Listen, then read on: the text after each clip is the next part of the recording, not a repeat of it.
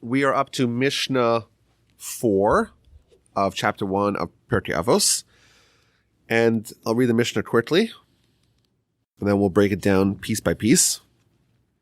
Yossi ben Yoezer ish Tzreda, v'Yossi ben Yochanan ish Yerushalayim kiblu mehem. Yossi ben Yoezer and the man of Tzreda, and Yossi, the son of Yochanan, the man of Jerusalem, they received the tradition from them, from Shimon HaTzadik and Antigonus. We started off with Moses, and we're going through the lineage of the tradition, transmission of Torah. The next leaders of the Jewish people are two. We'll speak about that in a second. Yossi ben Yoezer and Yossi ben Yochanan. And they each had their own Mishnah. So Mishnah 4 is going to be Yossi ben Yoezer, and Mishnah 5 is going to be Yossi ben Yochanan. So Yossi ben Yoezer ish Tzreda Omer, Yossi ben Yoezer, the man of Tzreda, he says, Yihi beischa beisvad lachachamim, let your house be a meeting place for the sages, v'havei misabek ba'afar adleim, and you should become dirty by the dust of their feet, v'havei shose batzama estivreim, and you should drink thirstily their words. It's a little bit of background of who these people are. There is going to be a dramatic shift in the leadership structure of the Jewish nation with Yossi ben Yoezer and Yossi ben Yochanan. Previously, you had the high priest. Obviously, in ancient times, or even in earlier times, they had the king as well. Now they're not. Now they're, for the most part, going to be ruled by foreign kings. And even the Jewish kings are going to be foreign kings as well. The Hasmoneans are very quickly going to become Sadducees, and they're going to be like a foreign influence from within. But because of the shifting reality on the ground, there's going to be a change in the leadership structure and the structure of the nation. There's going to be 5 groups of what's they call them zugos, which means pairs.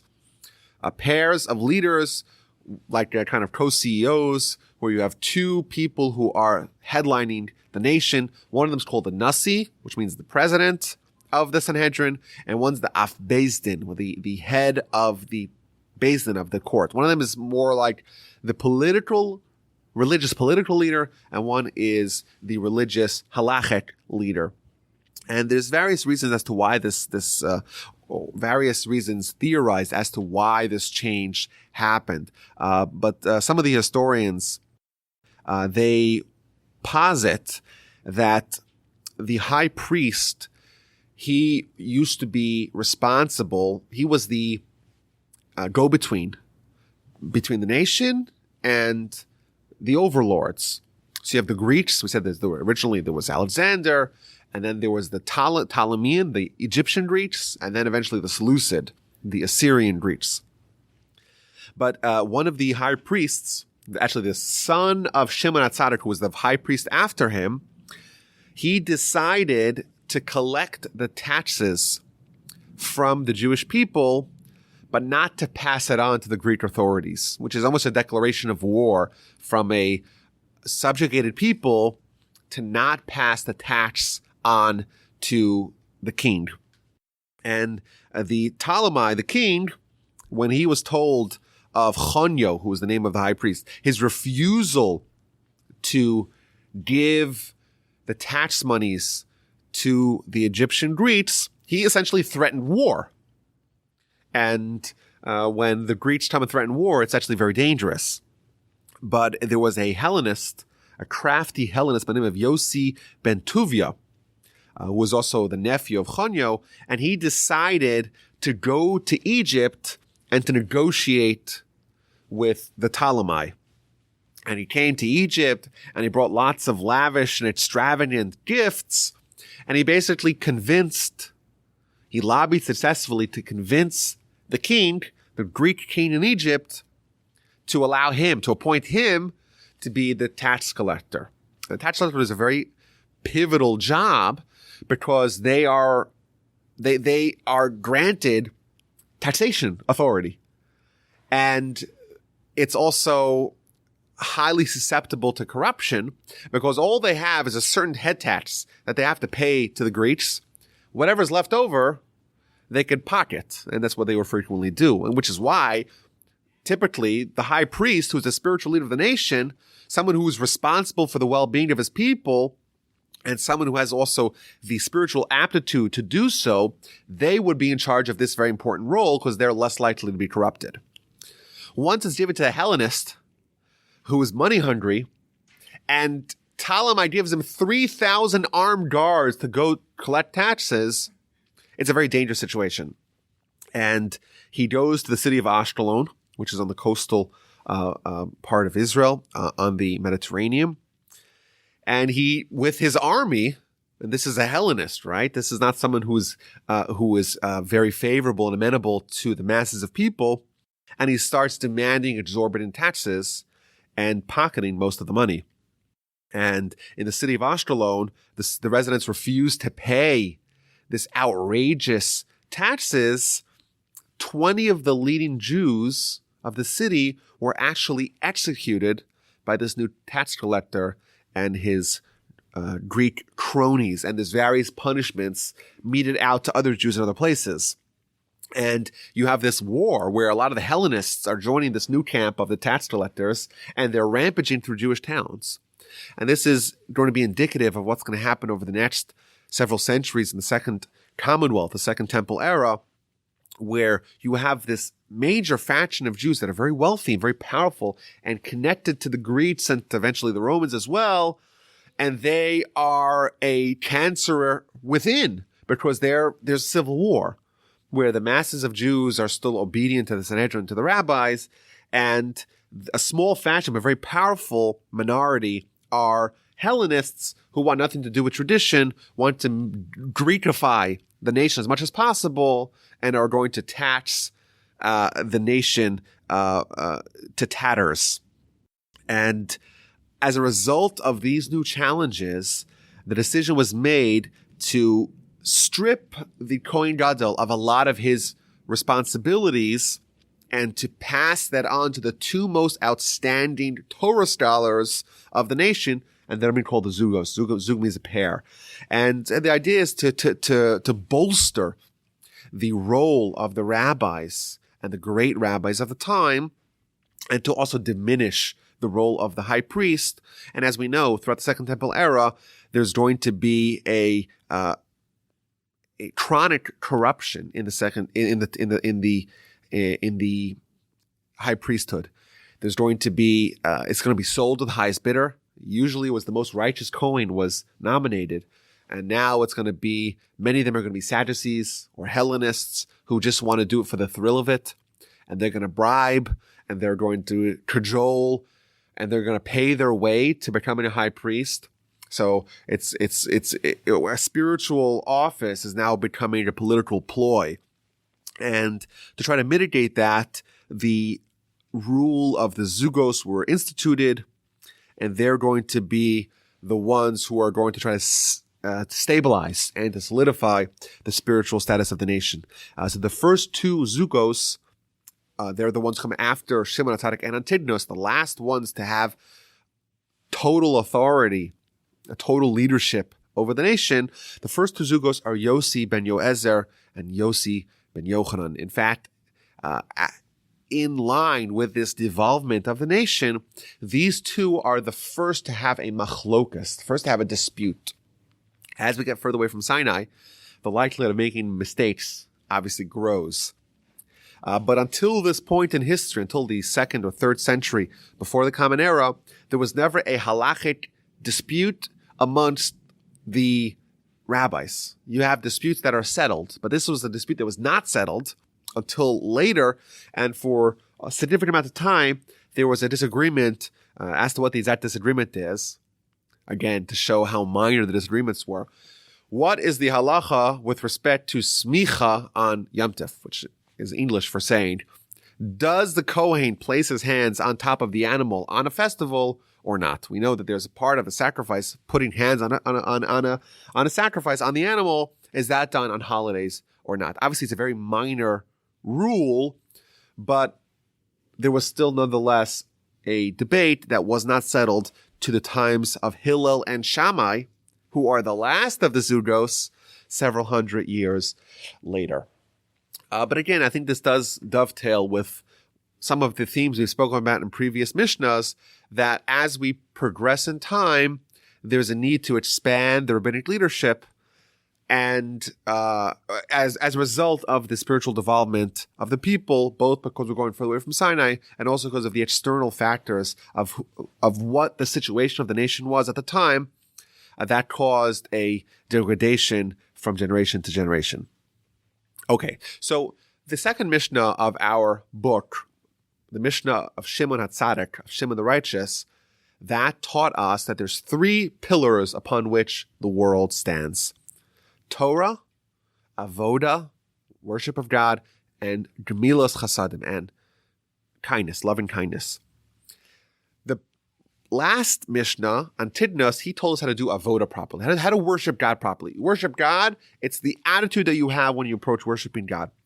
This Mishnah is going to teach us the Torah element of Shimon HaTzadik. Shimon told us that Torah is what upholds the world. How do we access Torah? How do we maximize Torah? How do we deepen our connection with Torah? Comes along Yossi ben Yoez and tells us three instructions.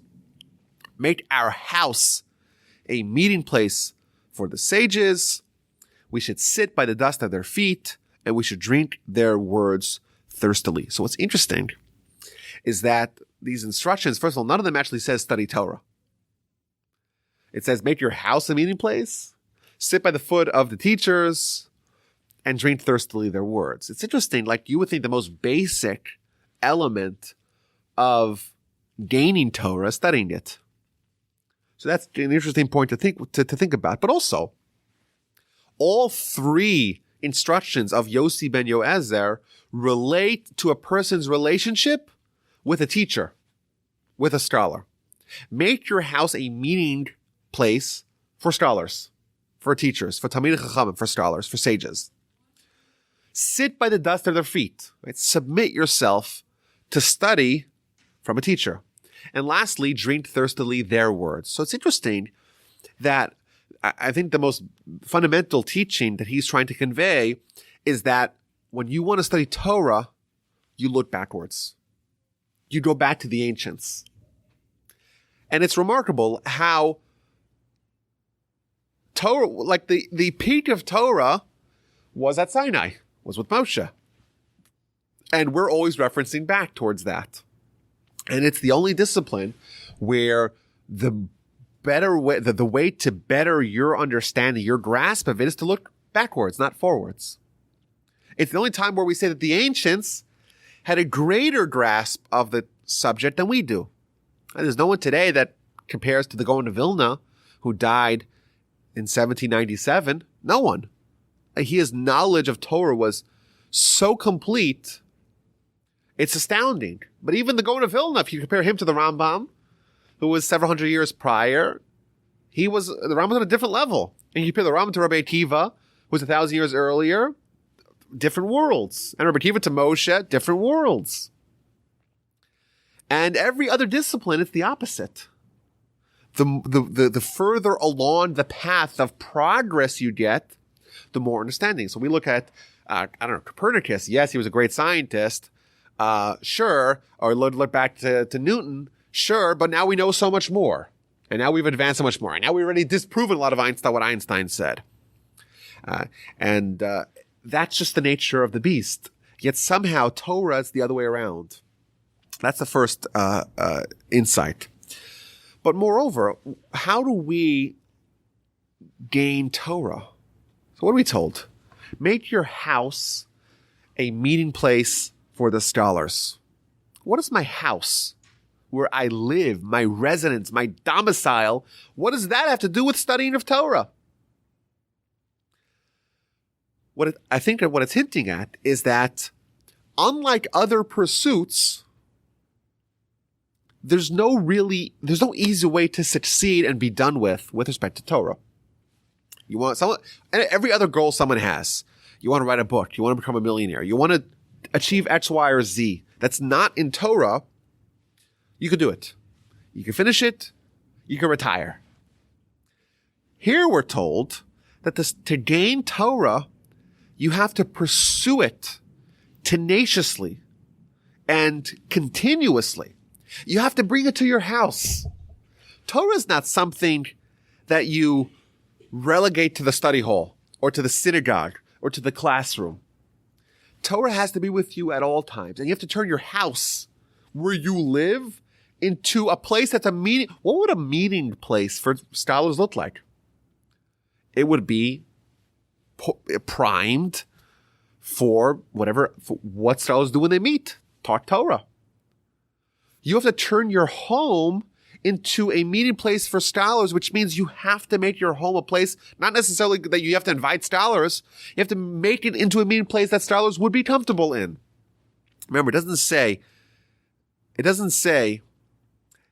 invite scholars to your house. It says turn your house into a place that scholars will. Oh, what do you mean? I live far away. I live in, I don't know, Humble, Texas or Kingwood. It's not, all the scholars are elsewhere. How can I invite? It doesn't say invite scholars to your house. It says make your house a house that scholars would be comfortable in. Because if you do that and you live in your house, you're there most of the time, it's very likely that being surrounded, being in the conditions where scholarship and Torah thrives, you yourself will thrive as well. And additionally, suppose you have a meeting of scholars in your house. You're not a scholar. You're not a sage. What do you know about what's going on?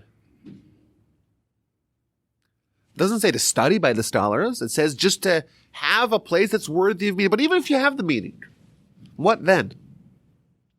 Another insight. Even if you don't understand what they're saying, still, being exposed to an atmosphere of Torah is going to affect you. There is, at the end of this book of Pirkei Avos, there's 48 ways to get Torah. 48 ways, 48 paths to wisdom of Torah. One of them is called Shmias Ha'ozen, hearing, listening of the ear. Now we know that we use our ear to listen. But the fact that it is listening of the ear, it's kind of a strange thing. You listening to Torah is listening of the ear. So what this means is that even if the only organ that is encountering the Torah is your ear, it doesn't at all make a pit stop in your brain. It goes in one ear and out the other. Still, being exposed to it is going to change who you are. And we don't understand how point A brings to point B. But here was an amazing insight. Yossi Ben is telling us, just be exposed to Torah and it will penetrate and change you. And I saw another one of the commentators who I think is a very powerful idea. He says, we talk about sages. The Rambam died 800 years ago. It's a long time ago. 1204, 813 years ago. What do we have? What connection do we have to him? So the Talmud tells us that whenever you say the words of a scholar, you say Torah, I quote Rashi, I quote Yossi ben Yoezer. In his grave, his lips are moving. That's what the Talmud says. In his grave, the great scholar, in his grave, his lips are moving. Now, if we take a sonograph and we take some sort of geological survey of Rashi's grave and we see his bones, it's very unlikely we'll see his lips moving. But what that means is that someone has a spiritual connection to their Torah even after they die. And the way the Talmud presents it is that the lips are moving while they are interred, while they are in their burial place. What this means is that the Torah of someone's scholar is still alive. The scholar is alive in his Torah, and he's still alive through his Torah. Not just alive in the spiritual world, alive in this world as well. So, I have books of Torah in my house. I remember there was one of my cousins. He liked to buy a lot of Torah books. And he was a scholar, he studied a lot. But he had loads of books, bookshelves full of books. And his wife didn't understand it. She said to him, listen, get one book, and you finish it, and move on to the next one. Why do you need to have so many? And that we used to laugh at it. This is what his wife's question was to him. It just, because you have to have lots of them. That's just the attitude of the man. The woman's like, just finish one and move on to the next one. But I think he has a point. when you have the books of the Rambam in your house, his Torah is still alive in this world, not just in the spiritual world. So what you're doing when you put the Rambam on your shelf, you can't even read Hebrew, but you put the Rambam on your shelf. It's almost as if, this is what the Ruach Chaim says this, the Ruach Chaim Volozhiner says this, it's almost as if you just invited into your home the Rambam. And you have a Talmud, a set of Talmud in your house. Well, maybe you should buy one book at a time. The current publication of the Art Scroll Talmud is 73 volumes. And it's somewhat pricey. So maybe you should only have one. But there is this idea of filling your home with Torah and bringing a spiritual power into your world. Whatever you fill your house with, that is what surrounds you spiritually. We may not be able to study all of it. I have a whole set of Talmud in my house. Have I finished it? Not yet. But I feel like the fact that the Talmud is there with me and the Rambam is there with me and all this, that's a fulfillment of making my house a house where scholarship can potentially thrive. And that will affect you as well. What's the next thing it tells us? Sit by the dust of their feet. This is a kind of a strange teaching. What does it mean to sit by the dust of the feet of the scholars? So some of the commentaries point out that in ancient times they would have lectures, just like they have today, Torah lectures, Talmudic lectures by the great teachers. And the teachers would sit on a chair, but everyone else would sit on the floor, would sit on the dust. And the simplistic idea is, well, there's two ways actually the word misavet in Hebrew can mean either avat, which means dust, but it could also mean to struggle. So I see some of the commentaries go with the opinion that it goes dust, that it means dust, or it means struggle. So let's explain both of them. When you sit on the floor and the dust of their feet, what you're doing is first of all, you're according honor to your teacher. You're saying, he's going to sit in the chair and I'm going to sit on the floor. And you're submitting yourself to them. You're willing to accept the Torah from your teacher, which again does go with the same theme that we're trying to look backwards to find the Torah of yesteryear is the most perfect one. But there's a whole string of teaching, a whole theme in Jewish scholarship and Jewish literature about the importance of having a Torah teacher. Some people think it was a guy in the Soviet Union where Torah study was forbidden. So he got his hands on a copy of the Pentateuch, of the 5 books of Moses. And he wanted to fulfill it. So he got to this passage that appears 4 times, to wear totafot, to wear tefillin. But nowhere does it say what tefillin looks like. So he had to make his own. And he got kind of close, but very far. He did made boxes, put them between his eyes, but he had no idea what to put inside the boxes. So he picked random sections of the Torah that he thought were very important, very meaningful. But this shows that, if without our predecessors, we know nothing about Torah. And there's many teachings that talk about how important it is. It's even more important to find a teacher who's going to teach you than to study yourself. Because that's more likely to bring you towards having a deep understanding of the truth.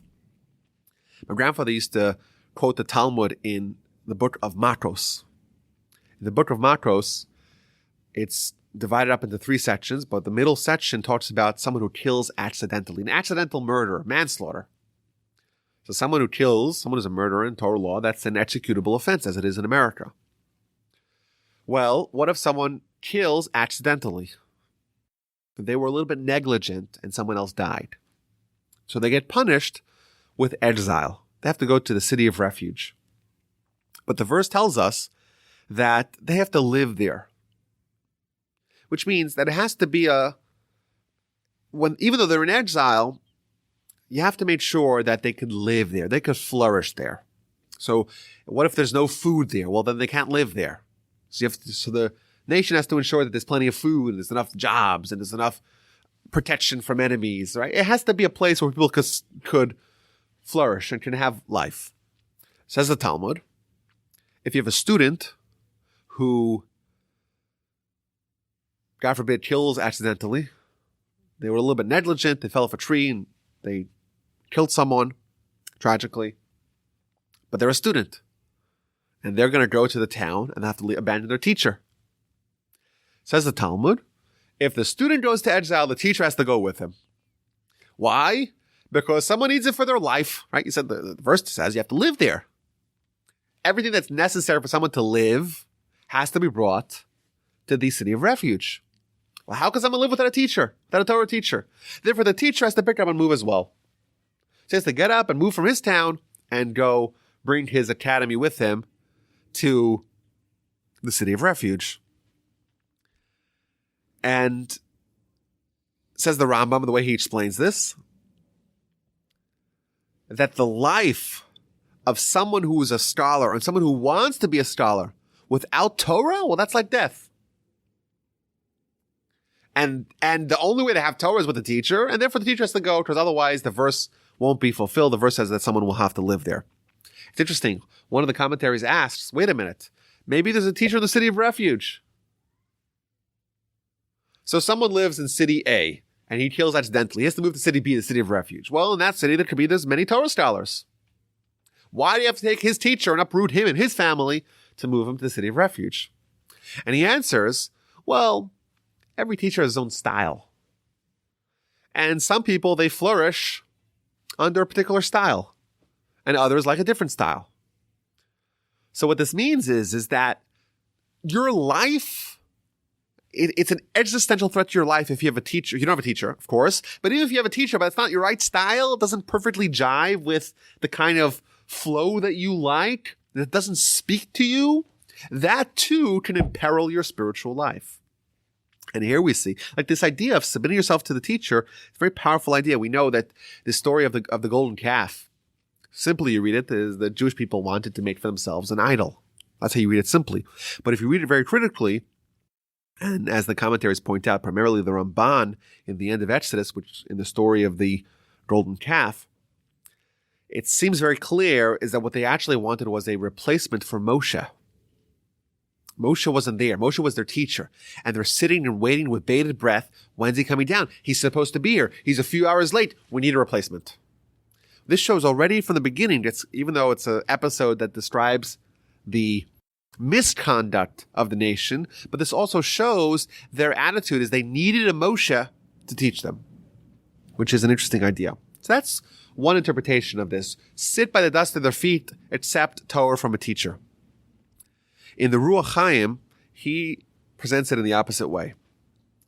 He understands v'have misavek ba'afar ragleim from the word vayeavek.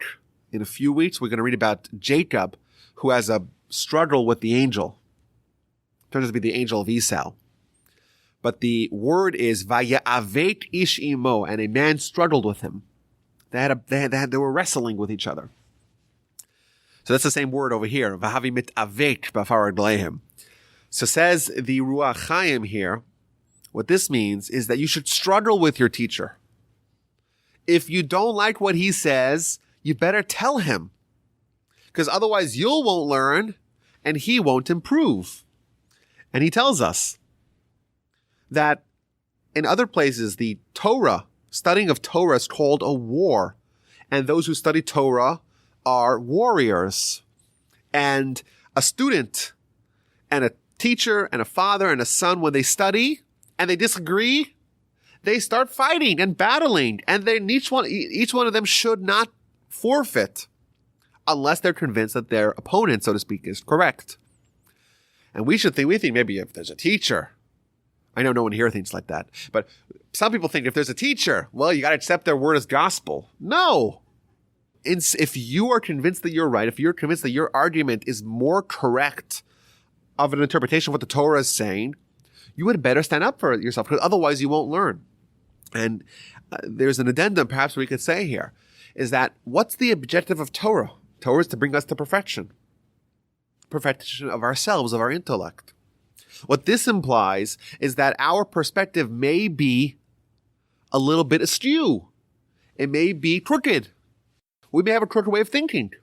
Well, the Torah is from God. The Torah is the straight way of thinking. And therefore, we impose our thinking on the Torah and we see they're not necessarily aligned, we see there's a little bit of friction, a conflict, that's an opportunity for us to straighten our mind.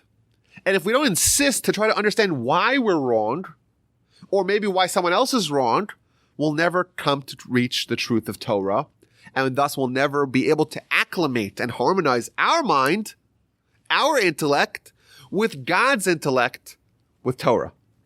The objective of Torah is to synchronize the way we think and the way God thinks. God says, I'm going to impart my brain into Torah.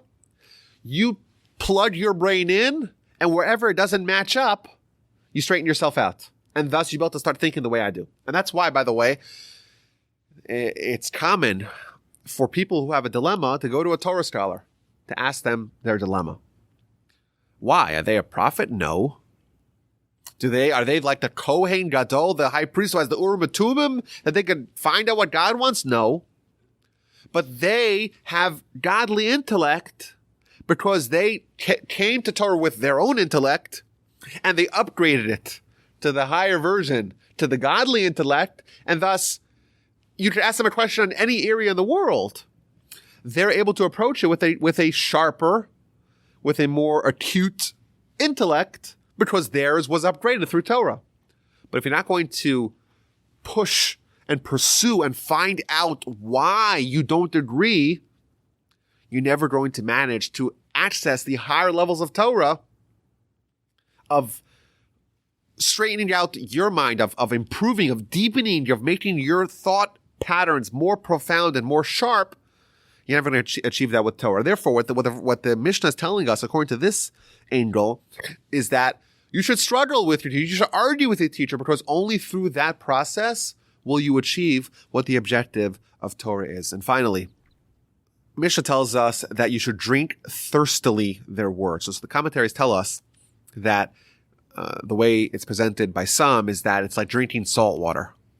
When someone's really thirsty and all they have is salt water, they drink the salt water, but that actually just compounds the problem. It makes them even more thirsty. And Rabbeinu Yonah, he tells us, is that someone who is already has drunk themselves, they're actually thirstier. And Torah has this counterintuitive quality to it that the more you drink, the thirstier you are. You're never quite content or sate with it. And therefore, someone who is replete with Torah, they are actually someone who is very desirous of Torah. Whereas someone who is empty from Torah, they're actually very sate. And this is kind of it doesn't work the way you would seem. If someone's hungry and they eat breakfast, they're not hungry anymore.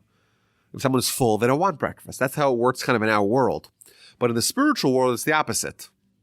The Talmud tells us in the book of Brachos, the way God works is not the way that man works. Why? The way man works, an empty vessel is able to hold. A full vessel is no longer able to hold. Whereas God, it's the opposite. A full vessel, that's able to hold more. An empty vessel, that's not able to hold anything. What this means is that if our vessel, we're a vessel, if our vessel is full of Torah, then we're thirsty, we can actually hold more Torah. If our vessel is empty of Torah, then Torah cannot be harbored within this. And it's interesting that there's a teaching in various places in the Talmud that describe how the Yetzer Hara works, the Yetzer Hara works. It tells us that there is a small organ that, again, does not work the way you would anticipate. Masbio ra'ev mar'ivo savea. If you satiate it, well, then it's hungry. And if you starve it, then it's satiated. Additionally, there's a verse in scripture, Ohev kesef, lo yispat kesef. Someone who loves money will never be satiated with money. Says the Talmud, whoever has mana, wrote some asayim. If you have 100, you want 200. If you have 200, you want 400. You're never quite satiated. Which again, seems counterintuitive. If you wanted something and you got it, well, okay, you should be happy now. But no, that just pushes it, kicks the can down the line. They say that the people that are, if someone's a billionaire, but they want $2 billion, then they're actually $1 billion in the red. Whereas if you only have 100 and you want 200, you're only 100 in the red. So ironically, you're lacking less the smaller you have. But that's because there's a tendency that what the Yetzer Hara does on the physical, so to speak, plane, he says, okay, these physical desires, you have them and you just compound them. And then we have on the spiritual plane what the soul is saying, spiritual desires will actually just deepen your desire for them. And what this is telling us is, drink thirstily their ways. What's telling us is that you have a choice to make. There's going to be an arena of your life that you're never going to be satisfied in. That's fixed. The only question is it going to be in the spiritual plane or in the physical plane, the material plane? Is it going to be in your body's realm or in your soul's realm? Is it going to be in this world? Is it going to be in the next world? Which area are you going to choose to stockpile? That's the only question. And here what it's telling us is that all you need to do is get the engine started. Drink thirstily their words. Once you begin this process, it starts to compound on its own. Once you get a little thirsty and then you drink, you get a little thirstier, and then you drink and then you get even thirstier. And that keeps on going all the way till you're done. And when are you done? When you die. And you're still thirsty. But the point is that the absolute accomplishment in Torah is going to be astronomical. What this is, again, going back to the beginning of the Mishnah, Torah, you have to work your whole life to get it. You have to fill your whole house with it. You have to study from a teacher. You have to never stop. Well, if we can never get it, how do we get it? The answer is yes, you'll never get it, but you'll change along the way. Even the great Rabbi Akiva, he says, I'm nothing in Torah. Well, if he's nothing, we're for sure nothing in Torah. Sure. But if Torah is accessing God's intellect, and just like God is infinite, God's intellect is infinite, it's never accessible to get it all anyhow. The only difference is that how much can I grab along the way? How much can I acclimate my mind to God's mind? Well, how do you do it? If you never stop, then maybe you'll change yourself in the maximum that you're able to do that. What it's telling us is invest your thirst, so to speak, in Torah. If you make that what you desire and what you're passionate about, then you'll actually accomplish a lot. Once you are on this path of pursuing Torah thirstily, you'll never stop learning, you'll never stop improving, and you'll never stop growing. Thus concludes the Mishnah of Yossi ben Yoezer, how to get Torah. And in the next Mishnah, we're going to find how to get kindness and thus complete this teaching of Shimon HaTzadik of how to accomplish the three things upon which the world stands.